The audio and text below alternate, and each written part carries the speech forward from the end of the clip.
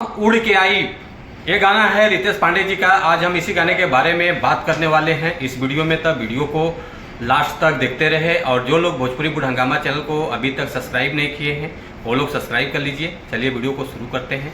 आज हम जिस गाने के बारे में आप लोगों से बात कर रहे हैं, फाइनली ये गाना बहुत बड़ा बवाल गाना रिलीज हुआ है और इस गाने को गाया है रितेश पांडे जी हैं और खुशबू तिवारी केटी जी हैं, जो कि बहुत गजब का गाना है।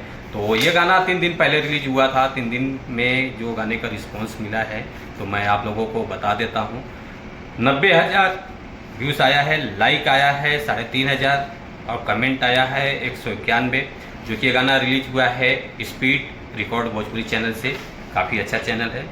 तो इस गाने के गीतकार जो हैं RR पंकज जी हैं और म्यूजिक है विक्की बॉक्स जी का, और एक्ट्रेस जो हैं सपना चौहान जी हैं, जो कि गाना बहुत बढ़िया गाना है। तो आप लोग इस गाने को ज़रूर सपोर्ट कीजिए।